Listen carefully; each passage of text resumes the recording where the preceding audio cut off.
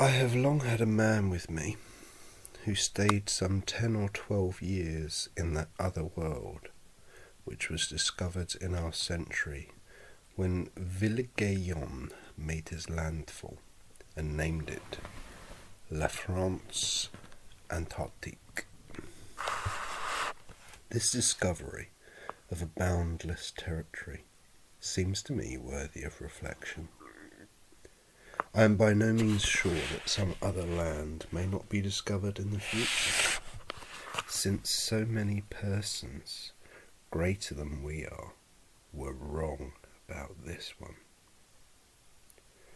I fear that our eyes are bigger than our bellies, our curiosity more than we can stomach.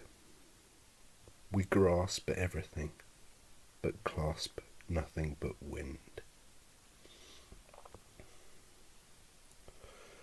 Plato brings in Solon to relate that he had learned from the priests of the town of Sais in Egypt how, long ago, before the flood, there was a vast island called Atlantis, right at the mouth of the Straits of Gibraltar, occupying an area greater than Asia and Africa combined.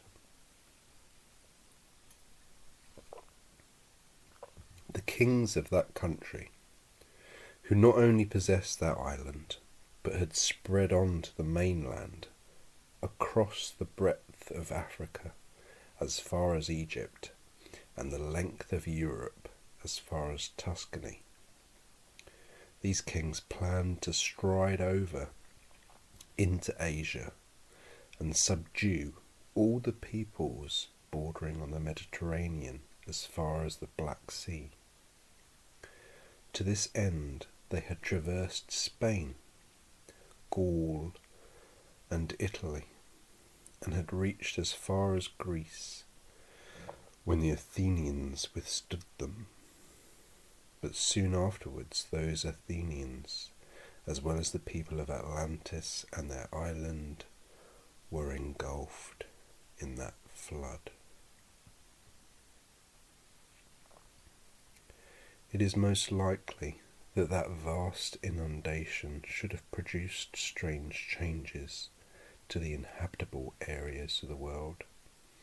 It is maintained that it was then that the sea cut off Sicily from Italy.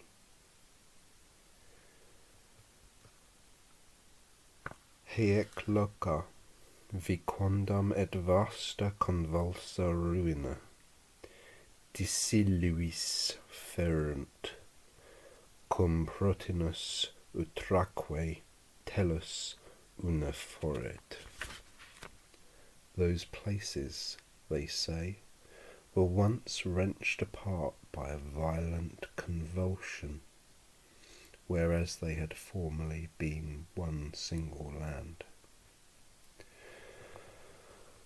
As well as Cyprus from Syria, and the island of Negropontus from the Boeotian mainland, while elsewhere lands once separated were joined together by filling in the trenches between them with mud and sand. Sterilisque diu palus, aptique remis, vicinis urbes alit, et grave sentit aratrum.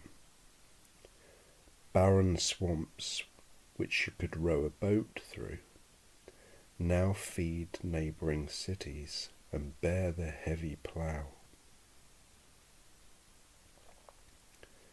Yet there is little likelihood of that island's being the New World, which we have recently discovered. For it was virtually touching Spain.